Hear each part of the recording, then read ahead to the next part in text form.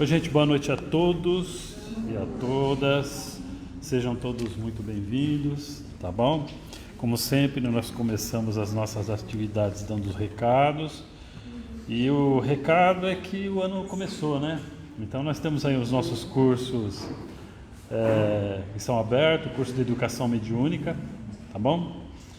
Primeiro ano totalmente à distância, né, online.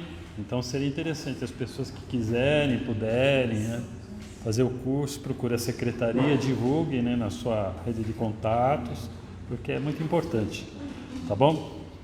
O segundo, terceiro e quarto ano são de forma híbrida, né, presencial a cada 15 dias.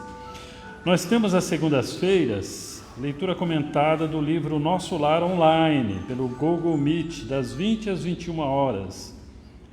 Está em andamento o capítulo 18. Também informações na secretaria. Nós temos aí a pré-mocidade, de 11 a 14 anos, que também se reúne às quintas-feiras, às 20 horas. É importante a gente divulgar, tá bom? Pedimos para que desliguem o celular, manter silêncio antes, durante e principalmente depois das palestras, porque nós temos as nossas atividades de passe, onde as pessoas estão em oração, né? É importante manter o estado de oração e em silêncio. A gente sempre pede para as pessoas prestigiarem a nossa biblioteca, né? A nossa fé é literária e lá tem uma grande variedade de livros, né? Bom, o núcleo tem como objetivo principal o estudo e a prática dos ensinamentos trazidos pelo nosso Redentor, nosso Senhor Jesus, né? Ele é o grande norteador da nossa casa, Ele é o esteio da nossa casa. Ele é que nos cura, Ele é que nos dá qualidade de vida eterna, Ele é que nos dá um sentido existencial, né? Então é muito importante, né, a gente ter a frequência na nossa casa espírita. Embora nós tenhamos agora a facilidade, né, da transmissão pelas mídias sociais, e isso é multiplicador, né? As pessoas que eventualmente não podem comparecer, né, elas pelo menos, da onde elas estiverem, elas mantendo a frequência, elas também são atendidas, são beneficiadas, né? Mas é importante a frequência na casa, porque a gente atualiza as relações, né? A gente abraça os amigos, né? Isso é terapêutico, isso ajuda a gente para vencer processos depressivos, né? Então é sempre muito bom.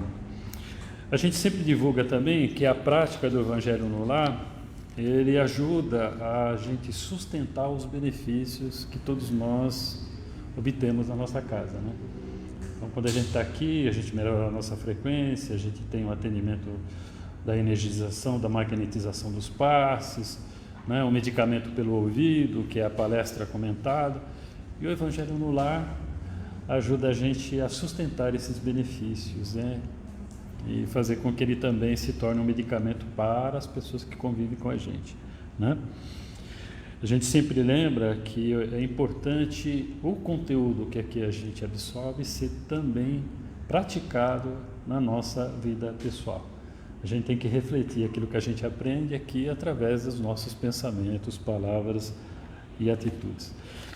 Bem, como sempre, a gente começa as nossas atividades lendo uma psicografia, né, recebida aqui na casa. Eu vou ler e peço a atenção de todos. O título é Transição Planetária.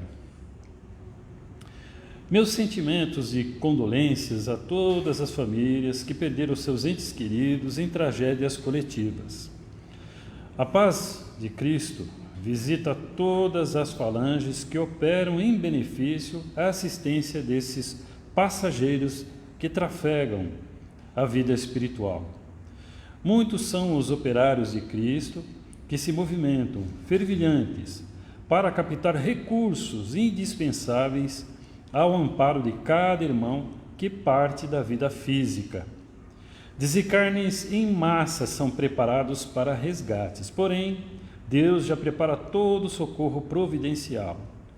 Todos os postos, com antecedência, a recepcionar os novos pacientes do além. Embora tudo pareça tragédia, acaso, fatalidade e até mesmo imprevidência divina, tudo está pautado no plano de Deus. Não se inquietem pelas adversidades do globo, apenas façam cada qual que eles compitam para a manutenção da própria harmonia. E orem, porque a prece é bálsamo consolador para as equipes socorristas que se abastecem com energias terapêuticas. No mais, meus filhos, muitas tragédias ocorrerão. O tempo é de transição e o planeta e a humanidade se preparam para novos tempos. Mas o apocalipse verdadeiro ocorrerá na própria alma, onde sucederá as grandes mudanças para a destinação de cada um. Essa não está assinada, mas foi recebida pela companheira da casa, a Elaine, em 23 de setembro do ano passado. Agora eu vou fazer uma rápida oração, vou pedir para que todos, por favor, me acompanhem, fechando os olhos, tranquilizando seu coração, mentalizando Jesus da forma como você imagina que ele seja. Meu Redentor, eu e os meus irmãos, mentalizando a tua figura diante de nós, pedimos para que leve uma prece de agradecimento a Deus, nosso Pai e Supremo Criador, por este momento, Senhor, onde nos reunimos com o propósito de aprender para melhor servir. Nos envolva e nos proteja com a sua paz, Senhor, e que assim seja. Graças a Deus. Hoje a palestra está sobre o encargo do nosso companheiro Alexandre. Com a palavra. Obrigado.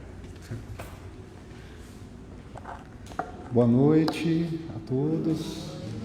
Muito obrigado por terem vindo hoje. O tema que a gente propôs hoje, não sei se o pessoal recebeu antes, né? Chama-se escândalos, né? E é até uma palavra meio... Nossa, o que será que ele vai falar, né? Não, acho que ninguém pensou isso, mas vamos lá. Esse tema, ele é citado em 3 evangelhos, citado no Evangelho de Mateus, de Marcos e de Lucas. Então, a gente entende que deve ser alguma coisa importante, né? Porque foi citado nos 3 evangelhos. Então, eu vou ler aqui para vocês. Fala assim, Jesus falando, né? Quem fizer cair um destes pequeninos que creem em mim, mais lhe conviria que suspendesse uma mó de burro em torno do pescoço dele e de que se submergisse na profundeza do mar. Ai do mundo por causa dos escândalos, porque é inevitável que os escândalos venham, mas ai do homem por quem vem o escândalo. Se tua mão ou teu pé te fazem cair, corta-os e lança-os de ti. Melhor é para ti entrares na vida manco ou coxo, que tendo 2 mãos ou 2 pés, seres lançado no fogo. E se teu olho te faz cair, extraia-o e lança-o de ti. Melhor é entrares na vida com um olho só, do que, tendo 2, seres lançado no fogo. Veja, não desprezei um destes pequeninos, pois vos digo que os espíritos deles nos céus incessantemente veem a face de meu Pai, que está no céu. Então, né? Vamos tentar entender o que é isso daí, né? Porque é meio... Como toda passagem do Evangelho, se a gente tentar ver assim ao pé da letra, ela fica meio obscura, meio misteriosa, né? Então a gente tem que tentar ir por partes ali e tentar destrinchar o que Jesus Cristo estava querendo falar. Só para começar, né? Quando ele fala mó de burro, o que é uma mó? Naquela época existiam 2 tipos de moinhos, né? Existia o moinho de homem e o moinho de burro. O moinho de homem, o que era? Era um moinho menor, né? Eu não sei aqui se alguém já teve curiosidade de ver naqueles engenhos que tinha lá da época colonial, né? O que era? Tinha uma parte ali que ficava rodando e tinha duas pessoas que ficavam numa madeira, né? Andando e fazendo o moinho rodar. Aí a pessoa colocava lá grão, cana-de-açúcar, o trigo e moía aquele negócio, né? Isso daí era um moinho de homem, ou seja, que era movido a homem, né? A própria pessoa ali. E tinha um moinho de burro, que o que era o moinho de burro? Aí era o animal mesmo, né? Era um burro. Aí eles colocavam, né? Era uma coisa maior, grande. Então tinha uma pedra redonda assim que ficava rolando e amassando os grãos. E quem puxava aquilo ali era um animal, era um burro, né? Porque tinha que ter muita força, né? Um homem não conseguia mover aquela pedra lá. Então, quer dizer, a gente entende o quê? Que é uma pedra grande, né? Uma pedra pesada. Então ele fala assim: se alguém escandalizar algum destes meus pequeninos, é melhor que amarre uma pedra lá daquele moinho de burro no pescoço e se jogue no mar. Porque o sofrimento daquela pessoa vai ser grande, né? Então, só que agora a gente precisa entender o que é essa palavra escândalo. Hoje em dia, escândalo aparece lá naqueles programas de TV, né? Tal artista foi flagrado lá numa festa beijando uma mulher, não é isso? Né? O pessoal, traiu a esposa, né? Traiu o marido, ou escândalo na política, é desviado tantos milhões lá da Petrobras, né? Hoje em dia essa palavra escândalo significa isso. Mas lá no original, escândalo queria dizer uma pedra em que uma pessoa tropeça, né? Porque quando nós utilizamos muito um material, nós começamos a dar nomes diferentes dependendo do uso que eu faço daquele material, né? Então, no caso aqui, quando é uma pedra de moinho, chama de mó. Quando é uma pedra de tropeço, que você tropeça ali numa rua, é escândalo. Agora, por exemplo, se é uma pedra que eu uso para fazer uma coluna ali de uma casa, é outro nome. Se é uma pedra que eu uso para fazer aqui um pavimento, era outro nome. Uma faca, né? Eles utilizavam facas feitas de pedra também, né? É como nós hoje em dia, por exemplo, a gente fala a palavra carro. Aí eu falo, eu comprei um carro. Tá, mas é o quê? É um carro hatch, é sedã, é SUV, é 4x4, é esportivo, é caminhonete, é só carro, né? Para nós, não significa quase nada falar eu comprei um carro, né? Do mesmo modo, lá para eles, quando eles queriam falar pedra, eu tinha que falar qual é o uso da pedra lá. E cada uso tinha uma palavra diferente. E isso é muito interessante, porque dependendo dos povos, isso acontece com outros materiais. Por exemplo, neve, né?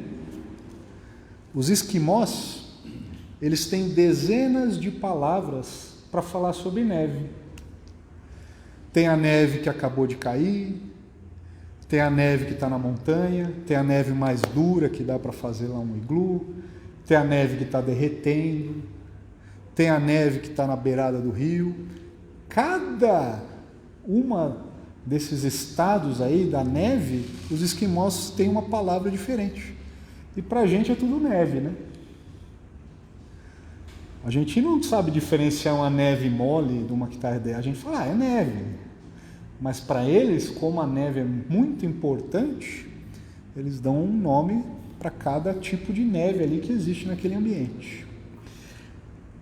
Por que eu estou falando isso? Porque essa palavra pedra de tropeço é importante para a gente entender o que Jesus estava querendo dizer. Então, na verdade, quando a gente fala escândalo lá naquela época, não é o mesmo entendimento do escândalo que nós temos hoje. O entendimento é o quê? É uma pedra que eu tropecei. Então, quando ele fala, ai daquele que escandalizar, o que ele quer dizer? Ele quer dizer, ai daquele que fizer alguém tropeçar em seu caminho. Não é?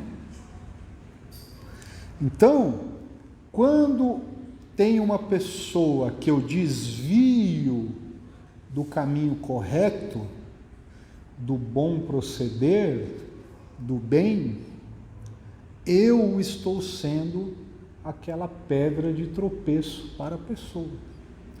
Eu que estou fazendo aquela pessoa tropeçar. Né? Então, no fundo, ele está falando que nós devemos ter uma atitude respeitosa, uma atitude amorosa, caridosa com as pessoas, não é? E isso é uma via de mão dupla. Do mesmo jeito que nós não devemos desviar a pessoa do caminho correto, nós temos que entender que para cada pessoa existe um caminho. E daí eu estou falando das crenças das pessoas, né? Quando a gente começa aqui no Espiritismo, isso é muito comum, aconteceu comigo, com a Paty, acho que aconteceu com outras pessoas, nós queremos fazer prosélitos, né? A gente gosta de dar o Evangelho segundo o Espiritismo de presente para a pessoa ler, né? O Livro dos Espíritos. A gente gosta que a pessoa, né, quer trazer a pessoa aqui, né? Nós queremos fazer seguidores. Mas muitas vezes isso é uma falta de um certo respeito à pessoa. Porque a pessoa, ela está numa crença, às vezes, que para ela a conforta, a faz agir bem, a faz bem proceder, né? Então, tem até na carta de Paulo aos Coríntios, Paulo fala assim: quando comemos as carnes sacrificadas aos ídolos, nós sabemos que um ídolo nada é no mundo. A comida, porém, não nos recomendará a Deus. Não somos piores se não comermos, nem melhores se comermos. Mas que essa liberdade vossa não venha de forma alguma a ser pedra de tropeço para os fracos. Por isso, se a comida serve de pedra de tropeço a meu irmão, jamais comerei carne, para que eu não sirva de pedra de tropeço para o meu irmão. O que ele quer dizer isso daí? Que naquela época, quando os judeus faziam um sacrifício lá, né, ou até os povos pagãos, né, que não eram judeus, né, porque Paulo pregava aos pagãos. Eles, até hoje existe isso, né? O pessoal colocava lá uma comidinha para uma estátua, colocava uma oferenda ali, né? Aí o que o Paulo está falando? Ó, a gente sabe que isso daí não é nada. Então, comer a carne aqui do ídolo, não comer, a gente é a mesma coisa. Mas vamos respeitar, se eles acreditam que aquilo ali é bom, não cabe a nós ficar perturbando, ficar dizendo, olha, isso aí que você acredita é besteira, né? Por quê? Porque pode ser que nós sejamos a pedra de tropeço, a pessoa deixa de acreditar naquilo ali, aquelas convicções íntimas que ela tinha desaparecem e, no fundo, a gente está prejudicando a pessoa e não ajudando, né? Então, quando nós estamos falando do Evangelho, quando nós estamos falando das lições do Cristo, nós temos que ter uma atitude muito cuidadosa, né? Porque nós podemos estar ferindo de algum modo a suscetibilidade da pessoa. É lógico que nós nunca vamos prescindir, né? Negar a nossa doutrina espírita. Mas, se nós aqui espíritas acreditamos na reencarnação e tem uma pessoa que não acredita, então a gente não discute sobre isso, a gente fala sobre a moral cristã, por exemplo, sobre fazer o bem, sobre, né, amar o próximo como a si mesmo, que nós não sejamos obstáculos, porque um dia aquela pessoa irá obter esse conhecimento, né?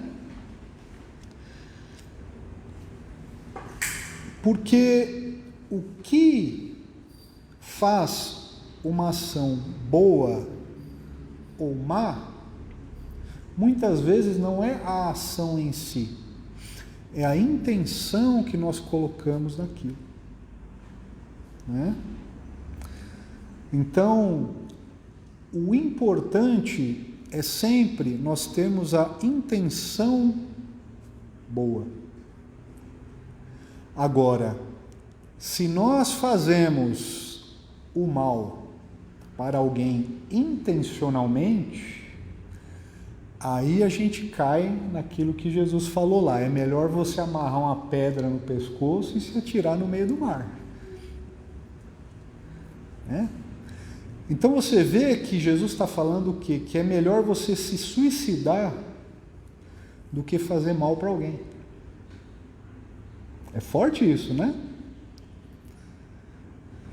Então, é melhor você se matar do que prejudicar alguém. Por quê?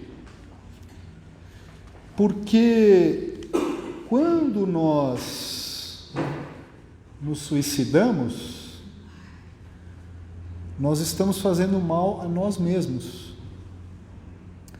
Mas uma atitude má, a gente não consegue ver o fim dela, o limite daquilo que a gente está fazendo, né? Eu sou uma pessoa poderosa, sou um administrador público. Tem lá uma verba de alguns milhões de reais para construir um hospital. Ao invés de eu construir o hospital, eu roubo aquele dinheiro. Aí o que acontece? Aquele hospital não é construído, uma pessoa, um pai de família que iria ser tratado naquele hospital morre, a família se desestrutura, a mãe tem que começar a trabalhar, não pode criar das crianças. As crianças ficam na rua o dia inteiro, o menino se envolve com pessoas erradas, se torna um criminoso. Aí ele vai assaltar uma pessoa e mata a pessoa que ele ia assaltar. Aí aquela pessoa que ia assaltar morre, a família daquela pessoa que morreu também se desestrutura. Aí a esposa da pessoa que foi morto se suicida. Aí os filhos ficam num abrigo. Você vê que uma ação má afeta a vida ali de milhões de pessoas que você teve aquela atitude, não é? E eu falei de um caso, mas quantas pessoas um hospital não trata? durante toda a existência do hospital. Então, toda e qualquer pessoa que tem sob ela algum poder, ela tem que ter extrema atenção. Se eu venho aqui, tem, 20, 30 pessoas, eu começo a falar um monte de coisas erradas, de coisas perniciosas, essas 30 vão passar para mais 5, 6, que vai afetar mais tanto. Então, a minha responsabilidade é muito grande. Do mesmo jeito, falamos aqui, um administrador público, um prefeito, um vereador, um governador, um deputado, um senador, um magistrado ali do Tribunal Superior do país. Uma atitude que ele toma afeta milhões de pessoas. Parece que até agora, na guerra da Ucrânia, já morreram 150 mil pessoas.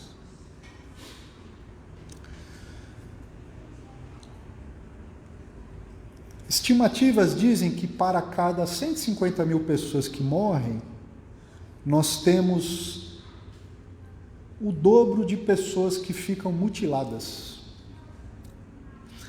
Perde um braço, perde uma perna, leva um tiro, fica com problemas mentais. Então nós estamos falando de 150 mil que morreram, mais 300 mil que ficaram mutiladas, são 450 mil pessoas. Essas 450 mil pessoas eram de uma família. Tinham mães, irmãs, avós, pais, tios. Todas essas pessoas também foram afetadas. E isso eu estou falando só ali da Ucrânia, porque por causa dessa guerra, os preços do petróleo aumentaram, os preços dos alimentos aumentaram, não é? Muitas e muitas mulheres tiveram que sair do país, muitas mulheres foram estupradas. Então você imagina a consequência em cima, o karma, No Espiritismo não falamos karma, falamos de reação, Ação e reação. Que estes espíritos que iniciaram, provocaram, mantêm e lucram com essa guerra, terão nas próximas vidas. Como será que eles irão ter que reencarnar aqui no planeta para ressarcir todos esses milhões de vidas que foram afetadas? E é aí que Jesus fala, é melhor você vir sem um braço, sem uma perna, sem um olho, Porque, e Deus ainda é misericordioso, porque assim, eu provoquei essa guerra, então 100 mil pessoas perderam o braço, perna, tal. Você imagina alguém ter que reencarnar 100 mil vezes, Porque ele vem uma vez sem braço, mas foi um que perdeu por causa dele. Aí teve outro, ele vai ter que reencarnar de novo sem braço, Então,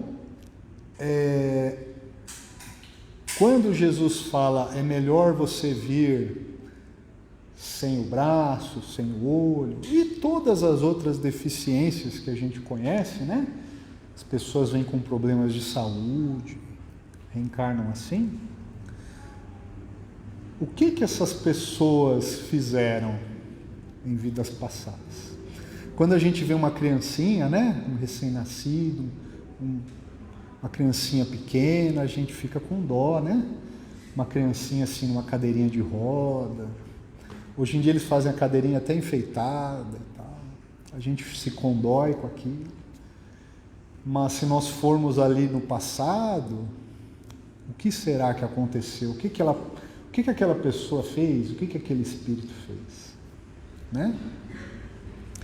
Então, nós temos sim que nos condoer, que termos misericórdia por aquela pessoa, mas nós não podemos nos revoltar, né? Que a gente pergunta, né? Tem a tendência a imaginar, nossa, por que Deus deixa isso acontecer, né? Uma criança nascer desse jeito, coitadinho. Mas e lá, no passado? Não sei se vocês já tiveram a curiosidade, é uma coisa muito impactante, mas na internet é cheio de fotos de prisioneiros dos campos de concentração na Segunda Guerra Mundial. Você vê as pessoas assim, né? A costela ela fica aparecendo aqui, né? A pessoa parece um esqueleto assim que tem pele, né?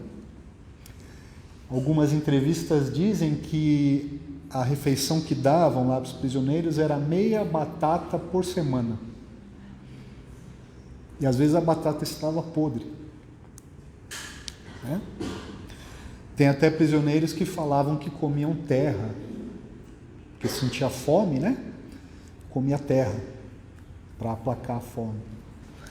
Aí você vê uma foto desse prisioneiro em Auschwitz e depois você vê uma foto lá nos anos 80 de um etíope que sofreu a grande fome lá da Etiópia. Não sei se alguém lembra disso.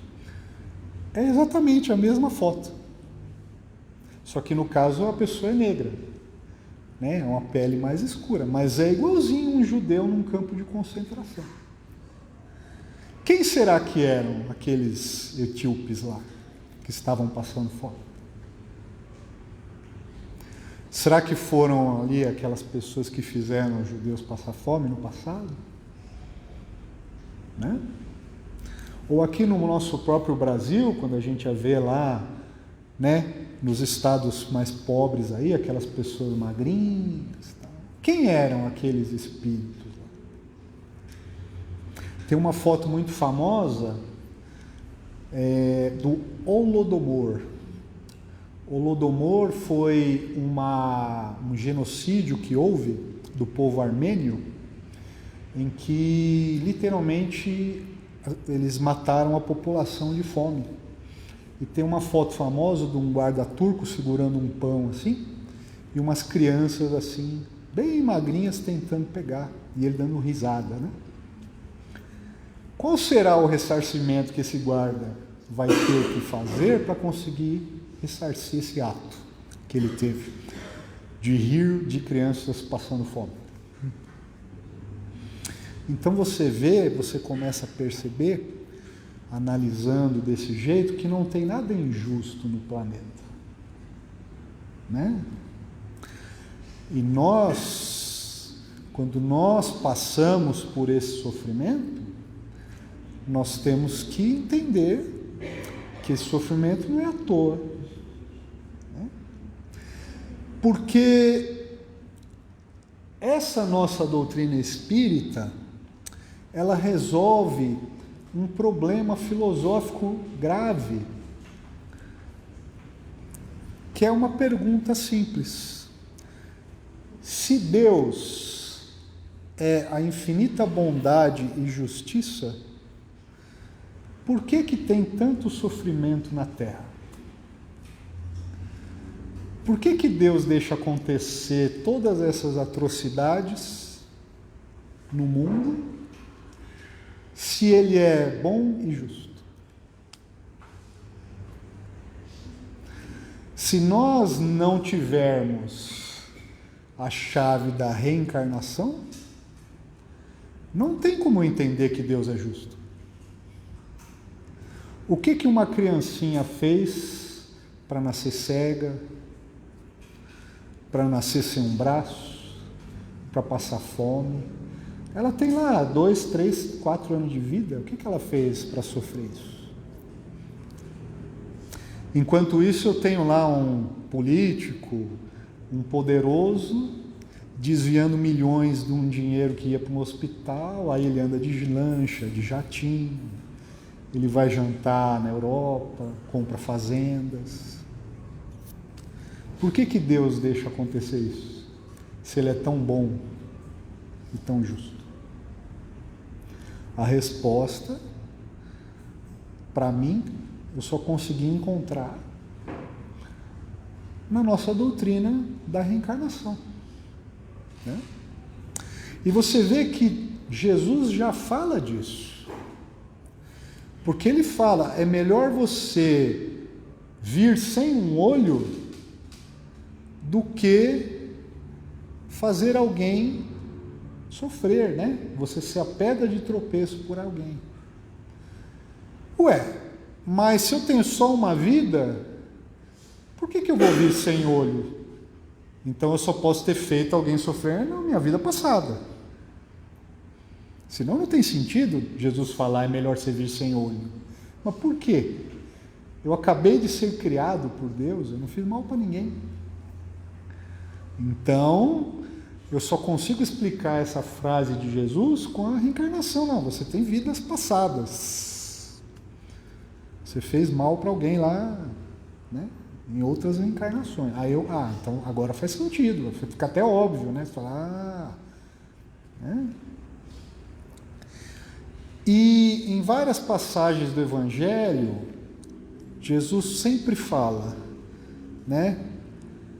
Tem até aquela passagem das bodas, né? Que a pessoa vai lá para o mundo espiritual, mas ela não está adequadamente, né?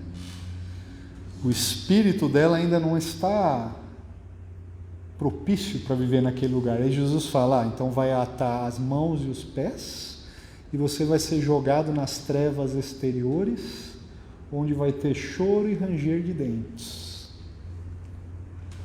Esse local é aqui, no nosso planeta. Aqui são as trevas exteriores. Onde tem choro e ranger de dentes? Aqui é onde a gente vive. Então quer dizer, você desencarnou.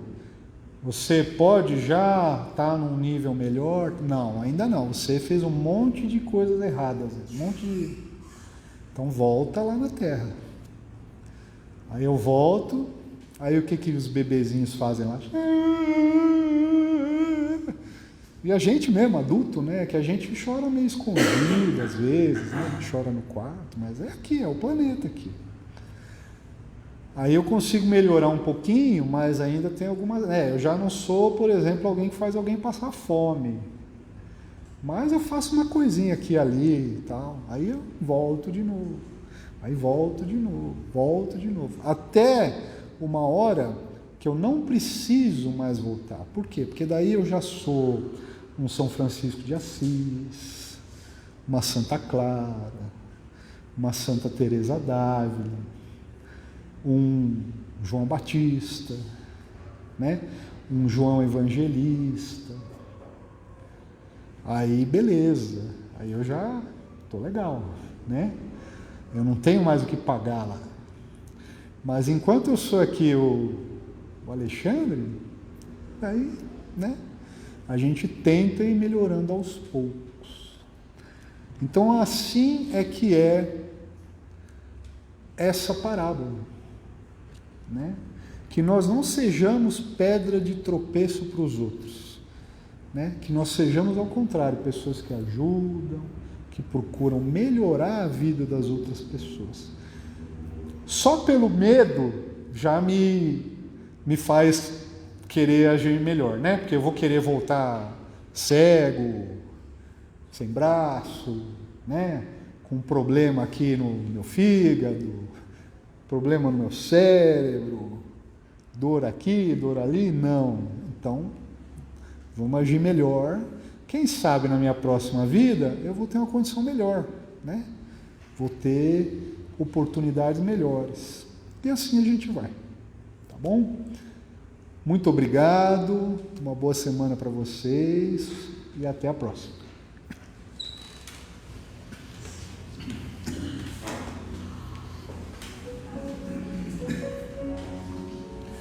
Uma vez mais, elevemos o nosso pensamento a Jesus.